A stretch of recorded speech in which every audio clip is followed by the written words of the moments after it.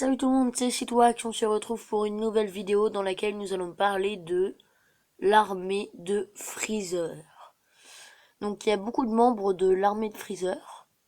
Donc je ne vais pas parler des Saiyans dans cette vidéo, je ferai une autre vidéo où je parlerai des Saiyans.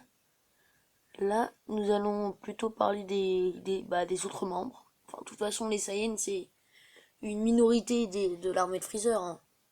Parce que l'armée de Freezer est très nombreuse, même si nous allons parler des meilleurs éléments, hein, pas des petits pourris. Donc nous allons commencer par Kiwi.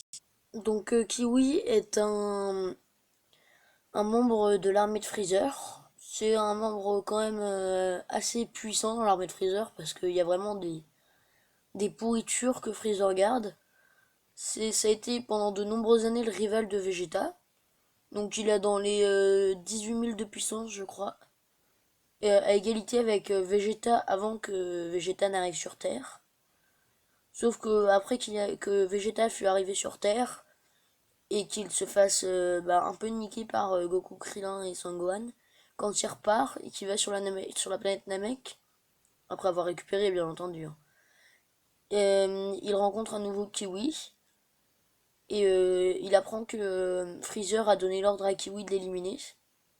Donc Kiwi est vraiment content. Et donc pourtant Kiwi se fait un peu exploser par Vegeta, c'est le cas de le dire. Donc là on voit que Vegeta est bien calme face à Kiwi. Et donc oui les paroles sont en anglais, hein. Et puis on va voir que finalement il va se faire un peu exploser Kiwi. Bon il parle, hein. Et enfin le feu de l'action. Vegeta en 2-3 mouvements. Non, en fait c'est Kiwi qui est en train d'essayer de taper Vegeta. Vous voyez tous les rayons qu'il lance quand même. C'est impressionnant. Vegeta, non, Kiwi pourrait bien niquer, pourrait facilement même exploser Son Gohan et Krillin. Et Vegeta l'explose.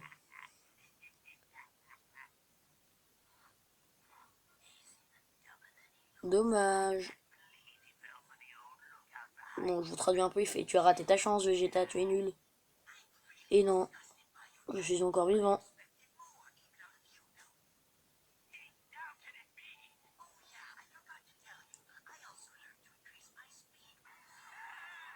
Donc là, Pipi s'enfuit.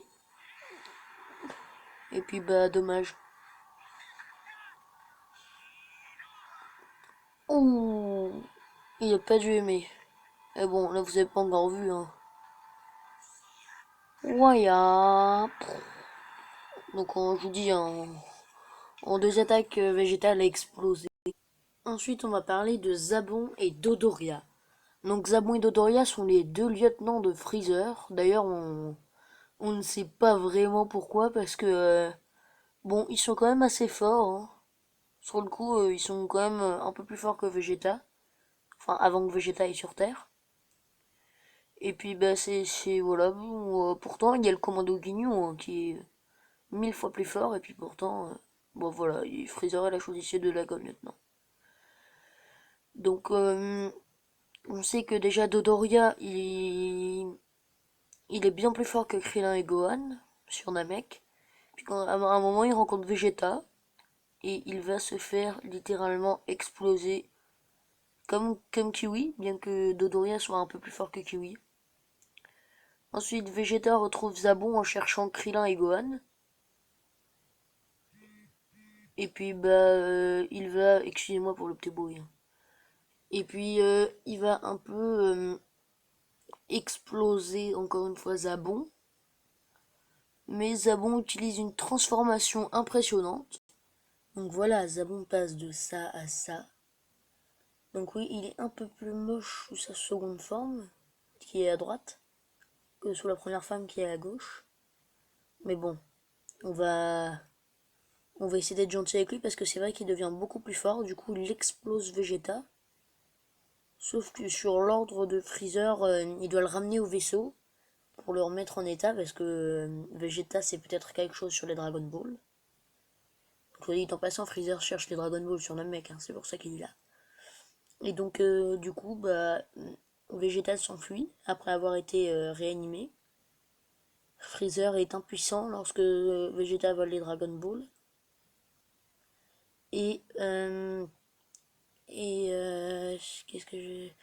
Et Zabon retrouve Vegeta. Il essaye de le tabasser à nouveau, mais même en se transformant, Vegeta explose littéralement Zabon. Zabon a tellement peur qu'il propose même à Vegeta de s'allier avec lui pour vaincre Freezer. Mais bon, on sait très bien que même si Zabon et ce Vegeta à ce moment-là s'allient, ils pourront même pas vaincre Freezer sur la première forme. Donc ils peuvent toujours courir.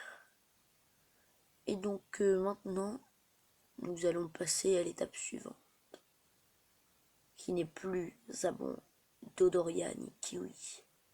Maintenant, nous allons parler ta ta ta ta d'Avocado.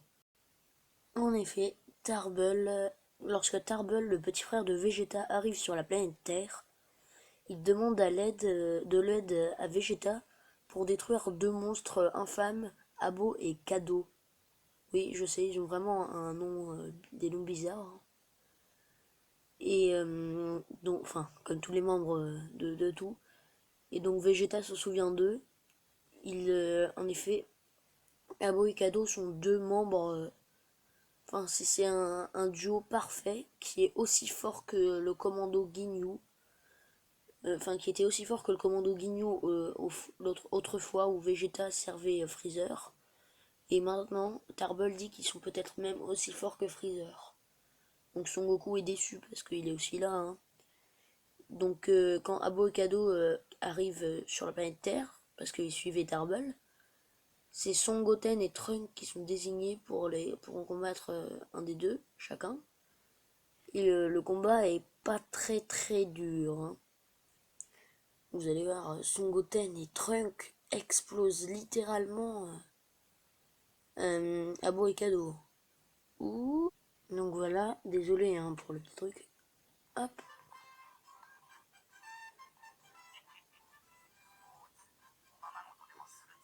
Tu veux jouer un peu avec moi, petit garçon? Sage, sage. Allez, pousse encore.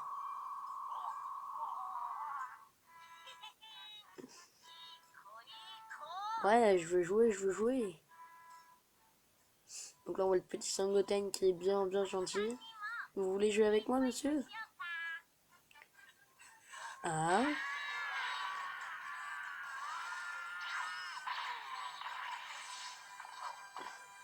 tin, tin, tin, tin. Yes. Et donc, ensuite, on voit que les deux frères Avocado se dédoublent. Donc, Son Goten et Trunk ont un peu de mal à affronter chacun 4 Abo et 4 cadeaux. Donc ils ont un peu de mal, sauf que Son Gohan intervient, il les conseille sur l'endroit où frapper, avec l'aide de Petit Cœur. Et les deux garçons frappent beaucoup mieux.